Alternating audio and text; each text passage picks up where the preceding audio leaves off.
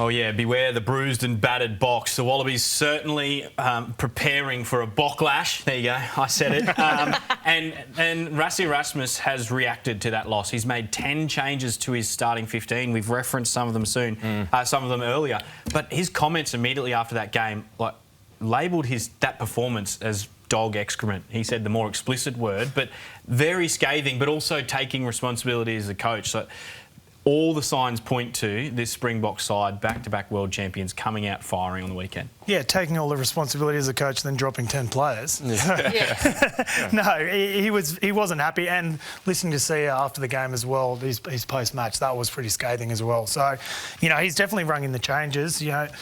This back five that the Springboks have picked for this weekend, the back three, Dupree, Mosterad and Van Staden, their average weight to be back row. Their average weight to be 125 kilos. Big lads. Not to mention those two big second rows. So I think they're going to go straight up the middle this week. I think a lot of them have been speaking about how they probably tried to play a little bit too cute, trying to push it too hard, play a bit too wide. They're going to be coming straight down the middle this week, and it's going to be an absolute Titanic conquest. And with no Sia Khaleesi means there's a new captain of the side, and it's going to go to Jesse Creel, who played on the weekend, holds his spot, but there'll be a lot of pressure on Creel because at times, the world-class player that he is, he kind of got left for dead a few times, Alicia. Yeah, he did. I think he got really exposed a fair few times, and then some of his passing and his errors where he normally would have executed really came unstuck as well too. So the pressure is on the Blitzboks. That was a horrendous tackle incident in there. It looked horrendous.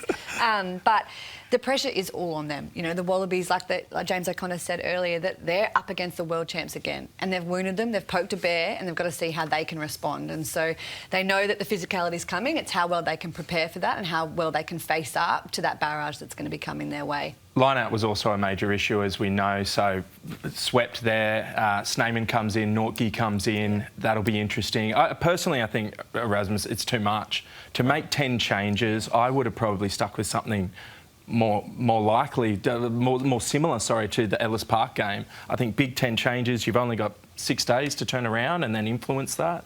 I'm a bit surprised. In the back line, though, bringing in a lot of experience. Pollard kicks the ball extremely well. We've already spoken about Corey Toole maybe copying a little bit of that. You're looking at a guy that's only 31. He's got 797 test points, 85 appearances. He's got the Tim Horan, the 2 World Cups as well. Yeah. He's incredible. So they're not going to miss a beat with him. And Cannon Moody, as we spoke about, coming onto the wing is going to give them a lot of firepower with the return of Colby as well. But I think this is a great opportunity for the Wallabies. I honestly think it's a game that they can win.